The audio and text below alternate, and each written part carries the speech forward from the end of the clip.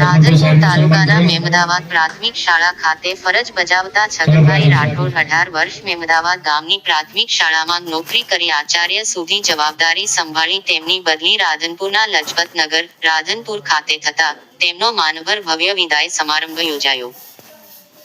પાટણ જિલ્લાના રાધનપુર તાલુકાના મેમદાવાદ ગામ ખાતે આવેલ પ્રાથમિક શાળા ખાતે છેલ્લા 18 વર્ષથી શિક્ષક તરીકે ફરજ બજાવતા છગનભાઈ રાઠોડની રાધનપુરના લજપતનગર રાધનપુર ખાતે બદલી થતાં સમગ્ર મહેમદાવાદ ગામજનો દ્વારા તેમને ગામની અંદર વિદ્યાર્થીઓને બાળકોને સારું શિક્ષણ આપી બાળકોને સારું ઘડતર આપ્યું છે, ત્યારે ગ્રામજનો દ્વારા તેમની બદલી થતાં ભવ્ય વિદાય સમારંભનું આયોજન કરવામાં આવ્યું હતું।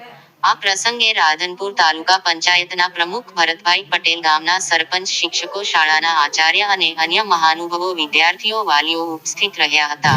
ગામની અંદર 18 વર્ષ શિક્ષક તરીકે ફરજ બજાવી આચાર્યની જવાબદારી નિભાવી ગામના બાળકોને, ગામ લોકોનું દિલ જીતી લેનાર છગનભાઈ રાઠોડની બદલી થતાં ભવ્ય વિદાય સમારંભ યોજાયો હતો। રિપોર્ટર રમેશ ઠાકોર, રાધનપુર, પાટણ।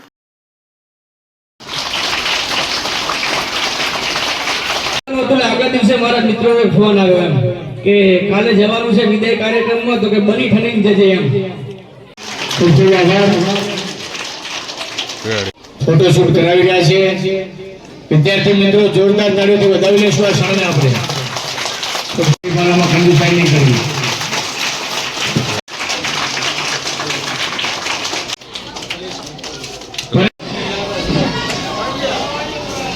આજ રોજ 3/2/2026 દિવસે અમારા મેમદાવાદ પે સેન્ટરના પૂર્વ શિક્ષક એટલે છગનભાઈ રાઠોડની રાધનપુર મુકામે લજપતનગર શાળામાં બદલી થઈ। એના નિમિત્તે આજે એમનો વિદાય સત્કાર સમારંભ રાખ્યો। છગનભાઈ અમારા પે સેન્ટરના આચાર્ય તરીકે ખૂબ સારી ભૂમિકા ભજવી છે અને પોતામાં એક વહીવટી કુશળતા ખૂબ સારી છે। એ વહીવટી કુશળતાથી એમણે આખા સેન્ટરનો વહીવટ ખૂબ સારી રીતે કર્યો છે। ભલે 4-5 મહિના સુધી એ પે સેન્ટર આચાર્ય રહ્યા, ખૂબ સારું કામ કર્યું છે। આજે એમના વિદાય સમારંભમાં સમગ્ર મેમદાવાદ પે સેન્ટર શાળા, પે સેન્ટરના તમામ આચાર્યો, અમારા CRC કોઓર્ડિનેટર તેમજ આખું સમગ્ર મેમદાવાદ ગામ મળી અને ખૂબ સારી રીતે એમનો વિદાય સત્કાર સમારંભ કર્યો।